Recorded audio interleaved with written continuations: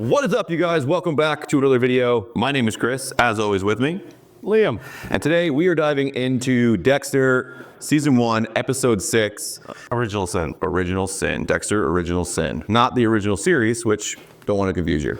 Episode 6. What did you think, brother? Got to see Dexter go on a double date, which was weird as fuck. The bathroom scene threw me off a little bit. I was like, oh, well, she's just going for it. All right. We also got to see him kind of officially become the serial killer, Yes. which he was very happy about, talking about during his little... Well, he said he had mixed emotions about it. Like he wasn't sure how he felt about it. I thought towards the end, after he had killed him, and he's like reminiscing about what he had said to him, right? And he's like, yeah, we are a lot alike, but like the code is what separates me from people like you. I only kill people like you. You hurt women and children and innocent people, and I won't do that. And I think that's the reason that like that whole thought process is what gives him solace in the fact that he's performing these atrocities, right? Is that he's doing it to bad people. So I think that it was I think he's happy. I don't know. What do you guys think in the comments? It was almost like he had a pretty big smile on his face when he was about to officially get his third kill and become the serial killer.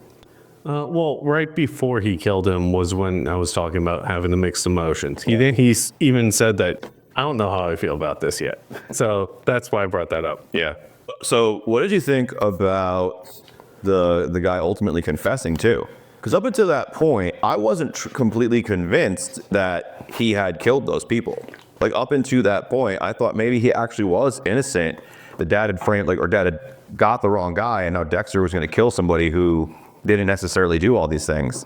But then no, lo and behold, he takes off the mask and he just talks to him, killer or killer, and it just, not the figurative mask, not the real mask, and just shares them. Yeah, I enjoy it. I think that's more of an homage to the original Dexter, right? Because that's usually what happens is they confess. And so we got to see him break him to finally get to the actual confession and show his true colors there. Yeah. But I also think that the murderer wasn't scared yet because he didn't know whether Dexter had enough balls for it, right? Right. I mean, you're kidnapped by a kid, essentially. And so once he realized he was serious, that's when the veil truly broke.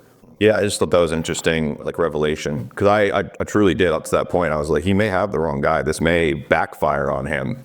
Like he may find out that this guy isn't as evil. But no, he is. He's definitely evil. And we got to see Harry have Deb, yeah. and I didn't know the wife knew. That was also very surprising as well when she tells him he needs to cut it off with whoever it is. He doesn't, like, he kind of like is speechless in that moment. Doesn't know what to say, doesn't know how she knows. Off the hook. Yeah, I mean, He's not going to fight because he's like, oh, fuck. yeah. All right. Well, we're here now. So, yeah, I'm not going to say any more. Let's just move past this. Yeah. She's giving me a pass, essentially. On our previous Dexter video, we had, a subscriber, I hope, that someone commented below how Harry is resentful to Deb because he was about to have the family, the son, the things he wanted. And then his wife getting pregnant with Deb takes all that away from him again. And so some of the reason why Harry is a little bit more standoffish with her later in, like, as we see them now later in life, there was a theory that it's because he perceives Deb as being the one who robbed him of having the real family he always wanted. And you think that's what the throwback was about? Or they think that's what the throwback is about? Yeah. Okay. That's a new lens to look at it through. Yeah. Because we talked about, Harry wanting that family and basically using Dexter's family as a pseudo family because his family had fallen apart. But I didn't even think of it as that deep of a level where like the actual birth of his blood daughter is the thing that ruined his chances, not his wife, but the fact that she got pregnant with Deb. And so I could see it with that through that lens. It makes sense. You could definitely make an argument for either situation, but him resenting Deb is definitely way deeper, as you were saying. And so that may be what the producers and writers are actually trying to do. So that's cool. Yeah. I like when they go real deep like that. I wonder how many writers actually put stuff in the shows that nobody ever notices. Oh, I'm sure. Yeah. Like, God damn it, it's been 40 years and no one has even thought of this theory yet. I wonder if they get sick and tired and just spill it later. Well, if you think about it, like Fight Club has been out for decades. And it wasn't until last year, because we started talking about it, that I started to see more theories that Martha isn't real. And that's decades of that movie being out that we hadn't picked up on that yet. Or maybe that we had and I just hadn't Remembered? Yeah, or even come into the conversations with it, because now they're in every conversation. But yeah, I think writers purposefully put in Easter eggs for us and see if we'll catch them. Well, we do it in our marketing too. Yeah. So it does make sense. What do you think of the captain's son? Yeah. So as I was saying, that there's something's off about him. Like there's definitely, I think Patrick Dempsey's doing a great job of being the distraught father and police captain in this particular episode, but I don't know if I believe his character. And that to me leads me to believe that either one, I'm not supposed to, and he's actually corrupt, there's something else going on, or two, it's just not matching up for actor and role. So I think that what we're going to end up seeing is Dexter step in, and Dexter's going to be the one to ultimately find this boy, which is why they set up the connection with the Sega earlier in the season. And then Dexter's going to be the one who finds out that the serial killer is actually his boss. And we'll go from there. Huge theory. I don't have any concrete evidence on that, but I think so. Well, remember we talked about the original Dexter, how the other police officer, Dobbs, was it? Yeah, Dobbs. Yeah, that's the one he killed, right? He's the one who finds out he's a serial killer. Yeah. Yeah. So what if Dexter does that with this new guy? The one that he just caught strolling as he's going to pick up this. Oh, the guy he catches at the gay club. Yep. Yep. Okay. Yeah, but I mean, he's got a name. They've set him up to be a substantial enough character. So maybe, yeah. Because he's not just like street cop or deputy. He's Carl. Like he has a name, right? They set up his character. They killed his brother. Like they're setting him up to have empathy. Carl. Damn it, Carl. So yeah, I could see that murder happening because we have empathy with the character, right? Mm-hmm. So yeah, they established enough of we're supposed to pay attention to him. Yeah, he's shown up enough for sure. And so apparently there was a scene where Dexter almost got hit by an ice truck in the original Dexter. In his episode. Yes, I missed that. Yeah, he almost gets hit by an ice truck. Well, that's a throwback to season 1 then of the original, like not original sin, but the original show. Yeah. Yeah. So because I always check out notes from other people, see what they're talking about around this. And it says that the presence of the ice truck raises the possibility that Brian has been watching Dexter from the shadows even this early in his life. What do you guys think? Do you think Brian is there now already watching Dexter as he starts to come into this darkness, the dark passenger? Or did Brian show up later when Dexter was already established?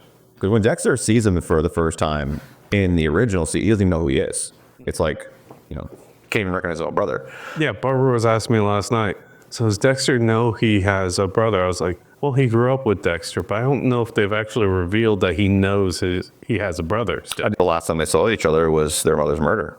Yeah, but he blocked out a lot of shit because of their trauma. Yeah. So I don't think he does. Yeah, that's what I'm asking. Yeah, not at this point. I don't think so either. Yeah. But when Barbara asked me that question, I was like, you know what? I don't think we know yet. Yeah. The last time they were together was when the mother gets killed in the shipping container. They both witnessed that. And then from there, Harry takes Dexter, but Harry lets Brian just become a ward of the state. Like he just gives him over, right? And so whatever, bad shit happens to him from there, he doesn't forget for sure, but Dexter does. Yeah. And towards the end, they leave off with one of Dexter's victims being found. Yeah. So that's the second time they've kind of lingered on the arm. So I knew the arm was going to come back to play later because when he originally kills him, the head pops out of the water, right? And it starts floating and then the alligator comes up and gets it, but then the arm comes up. And it's just sitting there with that very distinct, like really gaudy pinky ring on it. And so I had a feeling it would come up again. Yep, Chekhov's gun. And now here it is. It's coming up. Closing of this episode is Dexter going to dump his third body and very quickly realizing that his dump site probably not as flawless as he thought he was because it's about his second body already and so he got caught. Or got found. That one secretary lady offers him the boat. I'm wondering if that's the same boat Dexter uses. He buys one later because he has his own boat. He owns a boat in Dexter. Is this where he first learns to do this? Oh, I think so. I think it's a total nod to the Dexter we came to know, right? Because he was dumping people in the bay when we met him. And so I think that this is going to be, he's going to grab the boat, he's going to dump the body, and it becomes his MO. We're watching Dexter, like the Dexter we got established to in Showtime many, many years ago when he first came out. We're watching this Dexter slowly build and establish like his rules, his ways of, what's the word we're looking for? His SOP, basically, of killing. He's establishing that as he goes here. It's pretty interesting to see him fumble and fall through it. Yes, and I guess lastly, Dexter's first BJ. Yeah. Well, I want to talk too really quick because in the BJ was definitely his first, because even as he walks out, the sister's like, "Oh, lost your cherry or popped your cherry on that one, huh?" And he was just like, I got my keys." Yeah, it was quick with that. But what was it? What did she say to him? I forget now. But yeah, so that was an interesting scene. He walked in the bathroom to kind of get away for a second. And the next thing he knows, he's getting a BJ from her. So he didn't know what to do with himself. But at that point, he says, "I think I kind of like dating." I thought that was kind of a funny nod to, you know, he's like asexual, right? He has no emotion. He has no drive for that. But he's like, "Oh, this is kind of enjoyable." Still a man. Yeah. Oh. Yes. The one thing I wanted to talk about was Gio, though. We got to see The rage slip out. we got to see behind the mask a little bit in this episode.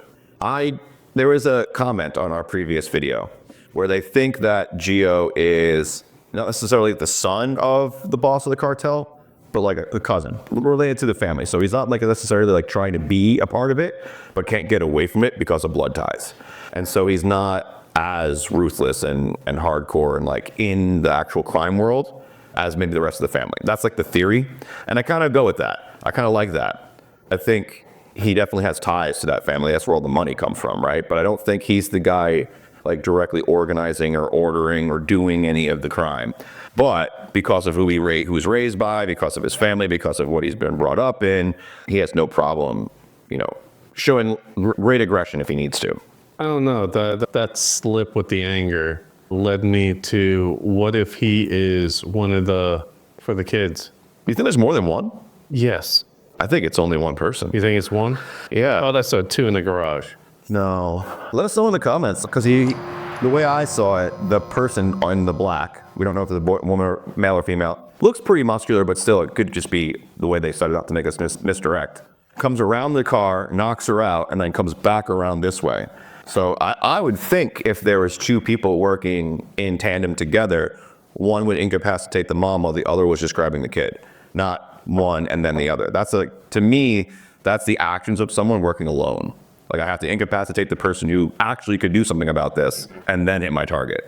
I don't know. They must have been good at playing Snake. Yeah. Remember that on the old brick Nokia? That was the shit. Not that Snake. Oh, Like, I'm lost then. Snake the operative, you sneak around. Oh, you know, I haven't played a Metal Gear game in so long. You're solid. I couldn't even think of it at first, but yeah. I couldn't think of the name, I just remember the character. Yeah. As soon as you said sneaking around, I knew exactly what you were talking about. But yeah, I went to the Nokia brick game. Like you got to chase your own tail and like not hit yourself. Because he went around the car, like back in, like I don't know. My brain works weird sometimes, all the time. But when the mother was being questioned, she was asked, "Are you sure there was only one?" Yeah. And she said, "I only saw one."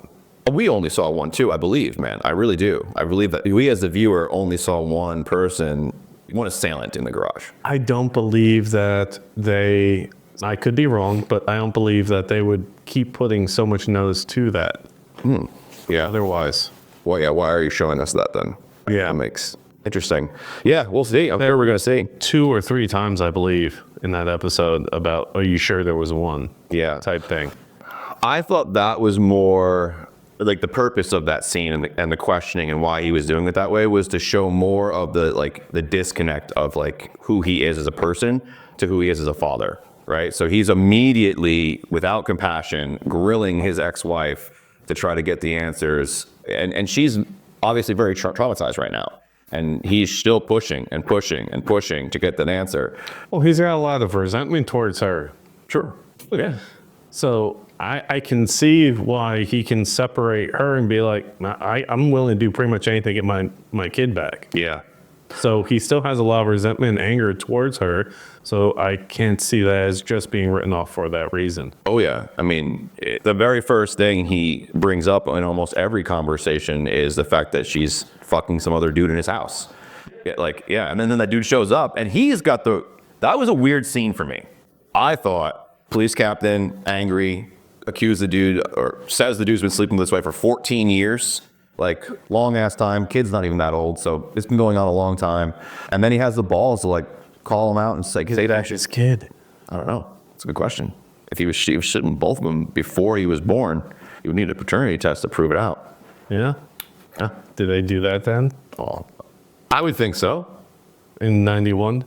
Like, the test existed. I don't know if it was something that they regularly did. Yeah, that's what I'm wondering. I don't know. I'm not a medical professional, but I was too young in that time period. in 91, I was 4. Yeah, I was 8. Yeah. But no, I think that scene was a little weird for me because I thought that the captain was just going to punch that dude in the face, but it was actually that dude who got so angry that he kind of went after the captain first, which I was like, this is like a weird way for this drama to play out. I don't know.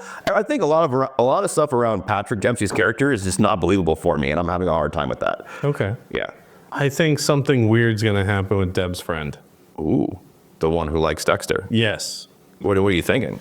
Because she's showing up more and more. So it's going to be, she wants to hang out with him again tomorrow night. So Yes. something's going to happen to get her out of his life. I think she may be the first person that discovers something about Dexter for his dark passenger. Right.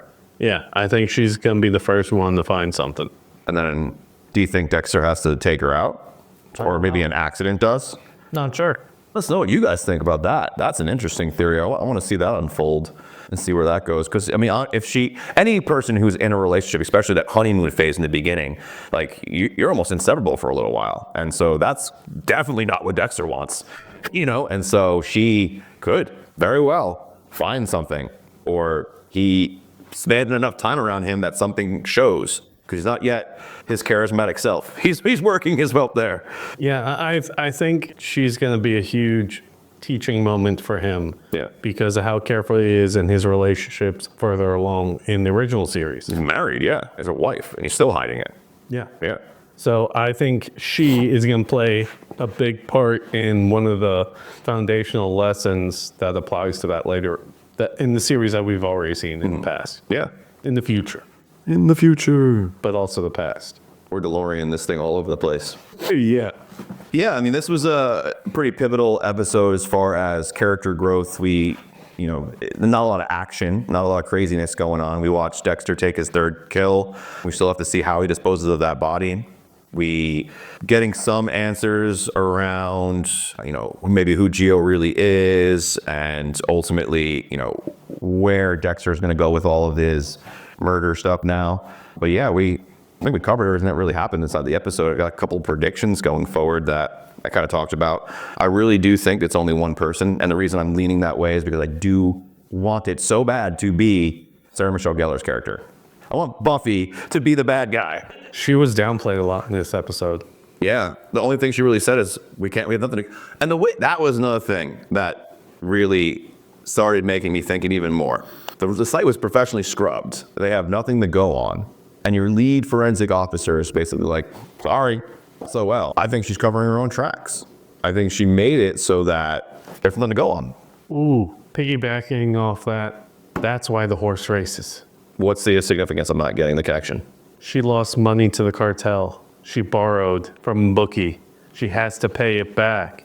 In order to do that, she can't afford what she has to pay back, so they hire her to clean up after them.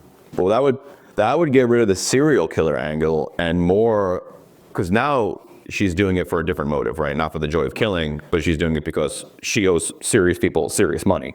That could be the other reason why they brought up that useless scene, as you put it. It was written into the show just so that Dexter figured out how to tranquilize someone. But maybe it's not so useless now. Maybe it was a hint to this. Yeah. Gambling's a serious thing. People can go way debt real fast. Way deep. Yeah. No. I've had crazier theories come true, right? Let's see what it is. But yeah, No, let us know down in the comments, guys. What did you think of episode 6, Original Sin, Dexter? I am enjoying this series so far. I'm a big fan of the original series. I do hope, as many of you do in the comments, that this isn't just a burner season, and it just flips over and goes back to Michael C. Hall and the Dexter Resurrection, I think it is, the next one. Something like that, something with an R. You guys let us know in the comments. You guys are awesome. And, just kind of want to see, where this thing goes. Having fun. Oh, and keep those theories and your thoughts coming in the comments. Those are awesome to read. Yeah, no, it's been great to talk with you guys and chat with you in the comments, and your theories have been awesome.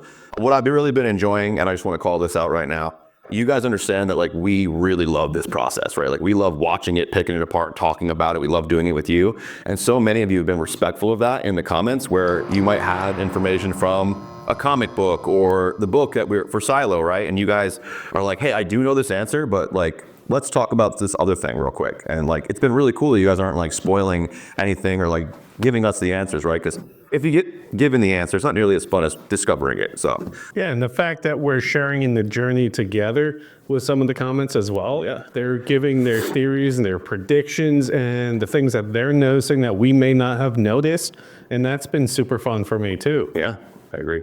And sorry, Dexter fans, but the Silo group's doing a little bit better than y'all. Man, they love Silo. We love Silo. That's a great show. So yeah, just wanted to say, really appreciate everybody in the comments, and this has been a lot of fun. We were at 12,500 subscribers and still growing, and we're actually adding a third video into the mix now. We are now going to be covering a brand new sci-fi book interpretation to TV that comes from a universe that I really love and that we've touched on before. I don't want to tell you guys just yet, but you'll see it dropping here very soon, and we're really excited. We're going right into season 2. We're dropping the first 2 episodes to catch up with you guys, and then we'll be dropping episodes as we normally do. And we can't wait to jump into a whole new universe of sci-fi supernatural fantasy with you guys. But until then, we've got other amazing videos for you to watch right here. Actually, the entire series of Dexter, you can check out the playlist for it right here. As Liam mentioned, Silo has been crushing it. Awesome show. If you guys aren't really watching it yet, you can check out the entire review of it here, get yourselves into it. Highly recommend it. If you're into this sci-fi, fantasy, post-apocalyptic style stuff, phenomenal show. Definitely dive in. And if you like something else, we might have that up here. But don't forget to subscribe and hit the little notification bell so you never miss a single episode. We are churning them out now, and we just have been having so much fun with you guys, so just thank you. My name is Chris, as always. Liam. We'll see you guys in the next video.